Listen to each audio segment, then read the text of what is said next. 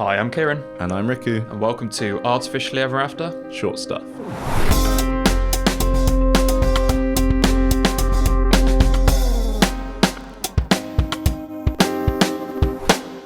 Cool, so what are we talking about today, Kieren?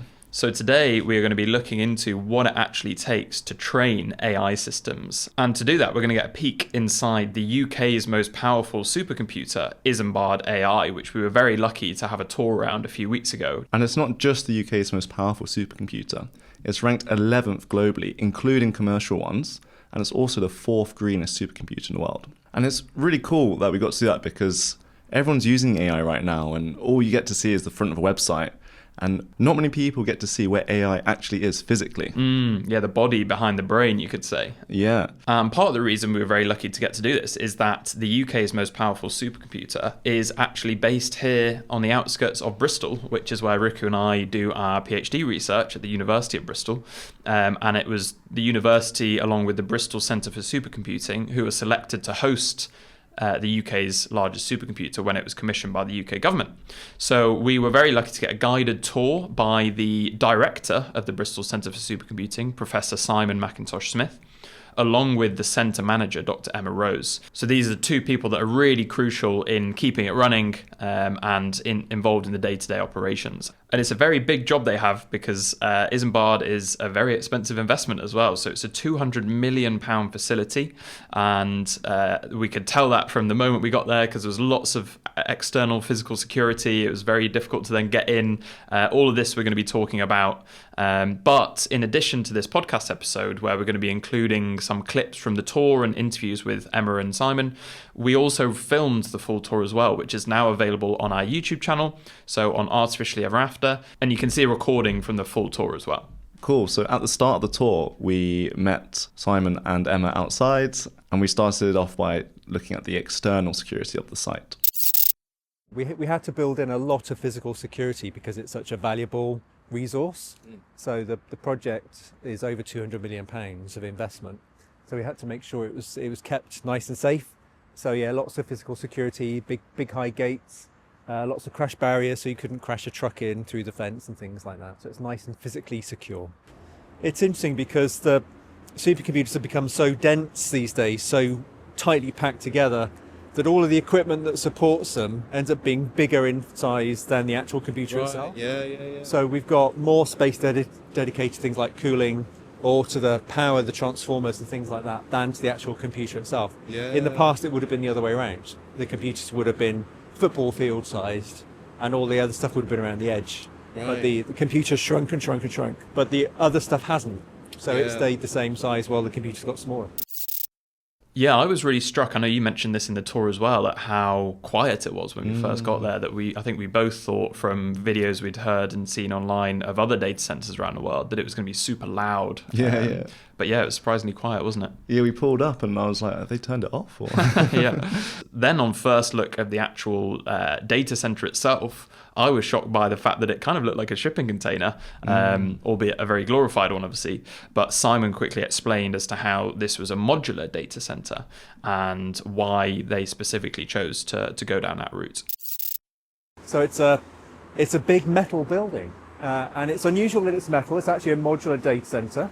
So usually data centers are bricks and mortar, but this is a modular data center, which means it's effectively made out of components. They're a bit like big shipping containers, and they were never shipping containers. They're actually purpose-built to be a data center, but that they come in pieces about that size so that you can transport them around the country and around the world. Our modular data center was actually built for us in the Netherlands, and it was driven here on 6 trucks, 6 big pieces. It arrived November last year, so it was actually over one of the last weeks of November when it was snowing. We were delivering the system while it was snowing, but it comes basically all prefabricated. So everything inside, apart from the computer itself, was all pre-built, all pre-tested in a factory, and then delivered and then reassembled on site in 2 days. We basically built our 5 megawatt data center in 2 days because it was prefabricated elsewhere and then just reassembled on site. So we have a 5 megawatt system. The main space is about 12 by 12 meters, just over 12 by 12 meters. It's very, very dense. There's lots of pipe work overhead you're seeing as well. That's all to do with the cooling of the system. So it's actually all direct liquid cooled. It's on a closed loop, so it's using water, but it doesn't consume water. It goes round and round, much like your central heating at home. That's how it works, where cool water comes in from some coolers outside, which we'll show you later on, goes in to cool the supercomputer down, and then we get hot water coming back out off the equipment, and that goes back to the radiators where it's cooled back down again. Yeah, what definitely struck me was just how small the data center was. Yeah. Given that it's the most powerful one in the UK. Me too. I was kind of like, is this it? yeah. But as Simon explained, that it's a very dense data center. They packed a lot of compute into a small amount of space. Incredibly dense, yeah. And part of that is due to the liquid cooling, which allows it to be extremely efficient. Yeah. And here's Simon to explain just how that efficiency is calculated. Yeah, when we first listed it, there are a couple of international league tables for how fast the computers are and how energy efficient they are. When we listed the first part of this in the energy efficiency league table, which is called the Green 500, it was ranked number 2 in the world. Oh, wow. So it was the second most energy efficient computer that had ever been built anywhere in the world. So they're very, very energy efficient. Gives us, we have data centers have a rating, something called a power usage effectiveness, or PUE. If you ever talk about data centers, you'll often hear about a PUE. And it's a number that's usually 1 point something. So for example, its traditional data center might have a PUE of about 1.5. And that means there's a 50% overhead to cool the data center and power the data center on top of the whatever power it takes to actually run the computer. So if you like, the computer is the one factor, and then the point something is what the overhead is. So 1.5, 1.4 is actually pretty good for an air-cooled data center. For these direct liquid cooled systems, you can do much, much better than that. We've got a PUE that's typically under 1.1. So in other words, that's a 10% or less overhead. The last few weeks we've been coming here quite a lot, and the PUE has been about 1.06, 1.07, so it's only a 6 or 7% overhead. That's class leading. So you can't really do much better than that, right? The best you can do would be 0%. Right, well, 1.0, and obviously you can't quite get to that, but 1.06, 1.07 is class leading. Wow, yeah, so that is quite a difference with that PUE compared to the air-cooled data centers, isn't it? So, I guess to clarify as well then, so if we're having kind of £1 of money being spent on the electricity that is just for powering the chips and the computers, the PUE is a measure of that overhead. So then you're spending an extra kind of 40 or 50p on cooling for those traditional data centers, whereas here with Isambard, it's closer to like 6 or 7p for every £1 you spend on the electricity. So that's a really small fraction. I kind of thought, to be honest with you, that it would be the same as, if not more, than the amount of electricity you'd use on the compute that you'd need for the infrastructure. So that is a very small fraction. But yeah, so once we discussed that, we were taken inside into the actual data hall. So inside this modular data center, inside the kind of metal shipping container, so to speak, where we actually got to see the racks of these compute cabinets, and then actually a look inside of them to see where the GPUs actually live and where all that compute is happening. Welcome to Isambard. So once you're inside, you can't really tell it's a modular data center. It just looks like any data center really, but you can just about see in the columns and in the floor where the joins are, where the different pieces were brought in. Right. And everything that's sort of inside here, apart from the computer, was all pre-built. So it kind of came like that, and then just gets clicked back together once it's arrived. And once the data center was sort of ready, the actual computer could be delivered. We've got 12 compute cabinets. Each one of these is a compute cabinet, and we can open these up, show you what's going on. So this is one of the Isambard-AI compute cabinets. Lots of pipes. It's very, very quiet. So if this was a more traditional supercomputer, it'll be air-cooled. It'll be really noisy because there's lots of fans blowing air. Yes. But there are no fans in here at all. Instead, it's all liquid going around. You can hear a very faint hiss. That's actually the pumps that are pumping the water around. The blue pipes are the cool water that's coming from outside. It's not cold, it's just cool. It's about 28 degrees. Right. And then the warm water's coming off the equipment. Once the water's flowed around it to cool it all down. So the red pipes are a little bit warmer. And the water's coming out at about 42, 44 degrees. So each one of these vertical things is a blade. And on each one of those blades, there are 2 nodes, so 2 servers, if you like. Okay. And in each one of those nodes, in each one of those servers, there's 4 GPUs. Right. So there's actually 8 GPUs in total in each one of these vertical blades. Right. They're NVIDIA Grace hoppers, so they're called GH200. There's 8 of those. Each one of those uses about 700 watts. So if you pulled one of those out, you'd see 8 GPUs. There are 55 blades in each cabinet, so 55 in total, and that gives us 440 GPUs in one cabinet. So in here there are 440 GPUs right now. It's 5,280 GPUs in this room, and the room is only just over 12 by 12 meters, so it's amazingly compact. Yeah. In the past, this would have been, a football field in size.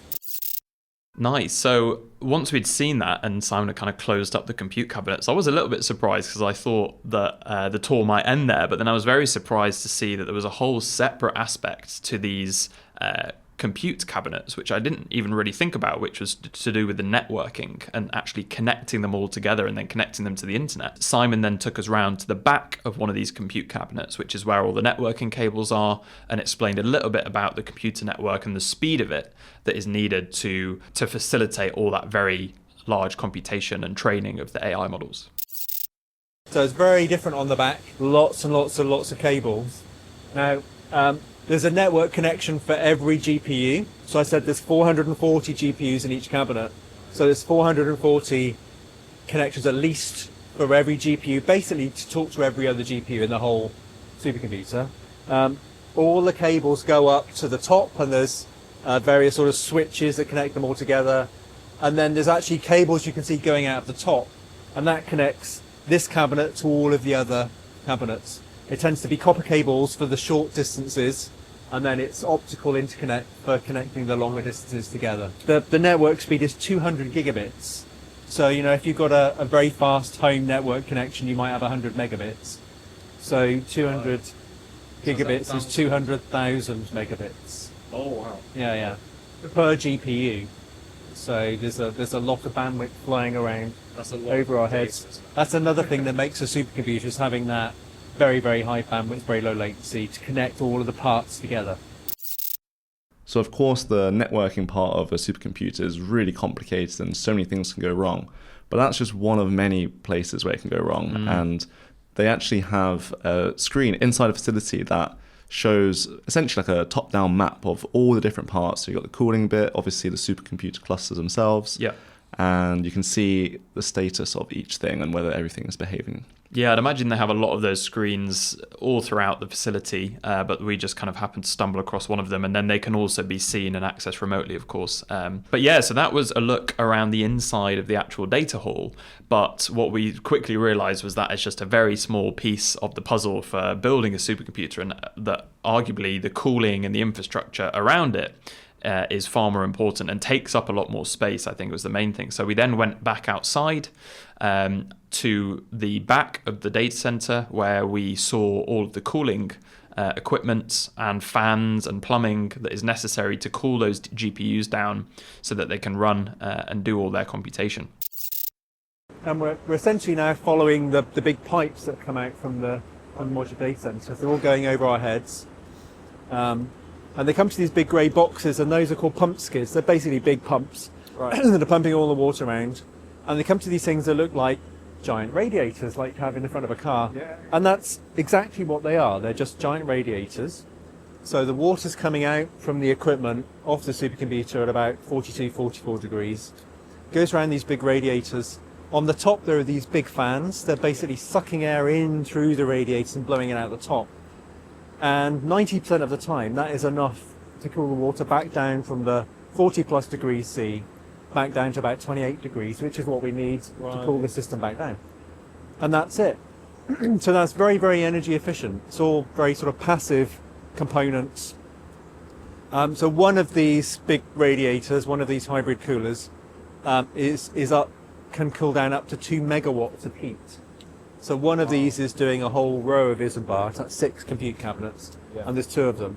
Yeah. And so it's running the 2 rows separately. And each one, in the worst case, so on a hot day when it's running flat out, only uses 16 kilowatts to do 2 megawatts of cooling. So it's almost nothing. It's That's really, crazy. you can almost run it off an extension lead. You know, Yeah, they're yeah. very, very efficient. And most of that power is in spinning the fans to suck the air through when it's quite hot. So on a day like right now, it won't be working very hard at all. Wow. So very, very energy efficient. When it is hot, so when we had those hot periods this summer when it was over 30 degrees C sustained, then the chillers switch from, they're called dry mode, they switch into wet mode, Right. and they actually start to trickle water down the outside of the radiators. And that means we also add some evaporative cooling to the radiators. They're not just radiating, but they're also using some evaporation. So over the course of a whole year, it's estimated we'll use about the same as 1.5 swimming pools of water, Right. which isn't very much at all. It's about the same average use as 21 homes in the UK, and that's it. In a whole year. In a whole year, yeah. In the worst case. Yeah. So actually, while some big data centers around the world are designed differently and they do consume a lot of water, these sorts of systems, they consume almost no water at all. Yeah, it was so cool to actually see this cooling system, and yeah, luckily the evaporative side of it's only on like less than 10% of the time, right? But you can actually touch the pipes that go in to cool the GPUs directly, and there's a hot one on, I think it was on the right, and a cold one on the left, and it actually felt quite intimate. I felt like I was touching the veins of like ChatGPT. Yeah, we didn't just get to see it; we could actually like touch and feel the temperatures, and both inside the data hall as well. That's one thing that I noticed. It was quite warm in there. We were both dressed. I know. We were both If you see wrapped the up, video, weren't we? Because it was a cold day, and then we got inside the data hall. Yeah. And we were like, whoa, it's warm in here. So, especially me holding the camera as well, I got toasty pretty quickly. Yeah. But yeah, it was amazing to see and actually get to hear and feel the cooling systems and what it actually takes to keep these systems running. So then after we'd done the tour, we just wanted to know a little bit about who actually uses Isambard and what is it being used for specifically? You know, what types of AI is it going to be used to train? Because as we know, AI is a lot more than just ChatGPT. So we wanted to ask a little bit more about that. So the big system, we've been up and running since just a few months now, back in August early this year. But we're already up to over 1,300 users. So that's growing really fast, even faster than we expected. And over 350 unique projects across a very broad spectrum. Very interestingly, a lot of the projects are health related. So there's a very high fraction of projects which are to do with, say, drug discovery or understanding disease, or maybe automatically looking at images of potential skin cancers to try and diagnose whether it's cancer or not. All those sorts of things. So a very broad range, but all that still will come under sort of health related. But apart from that, we've got people developing large language models for financial technology markets. We've got people doing general large language model training. We've got a very interesting group within the government called the AI Security Institute, and they're doing loads of research on AI security. So how can we guarantee that AIs aren't going to go rogue and take over the world, or that you can't easily jailbreak them and get them to tell you things that they shouldn't tell you about the data they were trained on, or how to do things like build biological weapons or things like that. So that's the AI Security Institute, or AC. They're doing some really amazing research, mostly running on Isambard now. Wow. Yeah, again, it was also reassuring to hear from Simon that this facility is used for AI for good, so things like healthcare and we know from lots of other like big projects like AlphaFold that using AI in healthcare can save millions of pounds in R&D development. Yeah, so where you'd previously do that research in an actual lab with scientists, they get to spend a lot of the time on the computer much quicker, discovering those drugs, understanding diseases better, and hopefully we can cure diseases and create new drugs much faster and cheaper than we were before. Exactly, and helping society at large. Yeah. But speaking of which, one big concern in society right now is that people have recognized that most of these supercomputers in the world were originally in a very small part or controlled by a small part of the world, which is in America. Yeah, and it's Silicon Valley even more specifically to begin with, right? Exactly, and this idea of AI sovereignty has become more and more popular, and this is all about the importance of a nation to actually have their own AI infrastructure. Yep. And here's Simon to talk a bit more about that. There's a phrase you probably hear more and more called AI sovereignty. Yes. And it's this idea that There's more and more sort of geopolitical uncertainty around the whole world, and we don't know what will happen with that over the coming years. And if AI really is so crucial to our economy and to the growth of the UK and to our research, we kind of need to have control over our own destiny in our own hands, so that somebody couldn't switch off the taps and stop us from having access to this sort of vital technology. So that was really this growing awareness of needing sovereign AI capability. That was one of the motivations for the government investing in Isambard-AI, and there'll be other facilities like Isambard around the country in the future, also that the UK has the ability to develop this technology and use this capability within our own boundaries, no matter what happens in the rest of the world. Nice. So yeah, there it is. We hope you enjoyed that as much as we did looking around. It was such an amazing opportunity, I think, just for us personally, especially, having used these systems and used kind of AI supercomputers before, to actually get to see one in person, let alone the UK's most powerful one, was a very amazing opportunity that we just really wanted to share with you. So we hope you love that today. Please go check out the YouTube video as well, so you can see a lot of the things that we were just describing to you there. But yeah, we'd love to hear your thoughts and opinions on this. If you have any questions, just message in, and we'd love to do a short stuff episode on it and talk more about these topics. So yeah, thank you so much for listening, and we'll catch you next time.